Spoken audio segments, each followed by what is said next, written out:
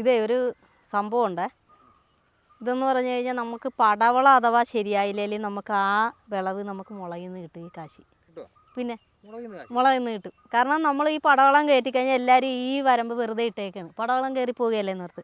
പക്ഷേ ഇത് നമ്മൾ ഈ പടവളം പോയി തീർന്നാൽ ഇതുമേന്നുള്ള വിളവെടുപ്പ് തിരിയല, പറിച്ച് കളയണം. കാരണം കഴിഞ്ഞത് ഞങ്ങൾ തീരെ ഇത്ര മുളകിലൂടെയാണ് ഞങ്ങൾ പറിച്ച് കളഞ്ഞത്.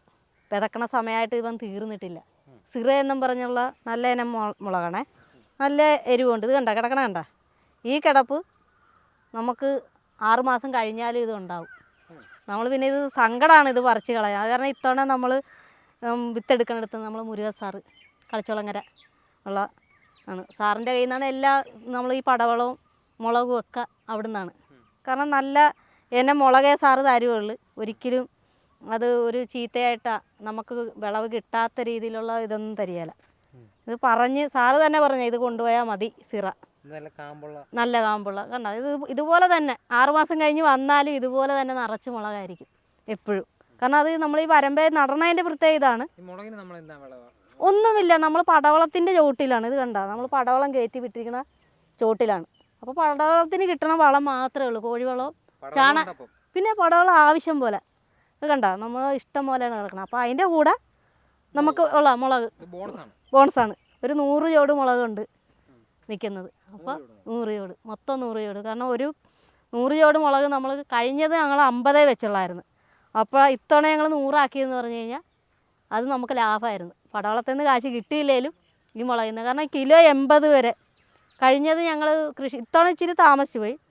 ഇത്തവണ നമ്മൾ 80 വെച്ചാണ് കൊടുക്കണം. കഴിഞ്ഞ് ഞങ്ങൾ 90 വെച്ചാണ് കിലോ മുളകിന് കിട്ടിയത്. ആ പിന്നെ കൊടുത്തത് 80 രൂപയ്ക്കാണ് തീരോളം കൊടുത്തത്. അപ്പോൾ ഒന്നരാടെ വന്ന് കിള്ളിയാൽ മതി, മുളക് മാത്രം മതി, നമുക്ക് പടവളം വേണമെന്നില്ല. അതെ, ഇത് വെറ്റി.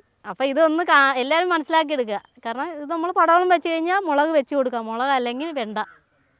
നമ്മൾ അതിനൊഴിക്കണ വളവും മാത്രം മതി, നമുക്ക് വേറെ ഒന്നും വേണ്ട. പിന്നെ ഒരു പ്രത്യേകത ഉണ്ടേ, നമ്മൾ ഈ മുളകിൻ്റെ ഇല ഒത്തിരി അങ്ങോട്ട് ഇതിൻ്റെ ഇത് കുറേ ഞങ്ങൾ കട്ട് ചെയ്ത് കളഞ്ഞാണേ. ഈ ഇലയൊക്കെ ഉണ്ടല്ലോ, നമ്മൾ ഇതിങ്ങോട്ട് കളയാമെങ്കിൽ ഇഷ്ടംമാതിരി മുളക് പിന്നീടുണ്ടാവും. നമുക്ക് ഇല വേണ്ട, ഈ ഇല ഇതിന് മാത്രം ഇല, ഇത് ഒത്തിരി ഇലയായിരുന്നേ. ഇതെല്ലാം ഞങ്ങൾ ഇല കട്ട് ചെയ്ത് കളഞ്ഞതാണ്. നമ്മൾ ഈ ഇല കളയണ പാട്ടിൽ നിന്ന് ഇതുണ്ടായിക്കോളും മുളക്.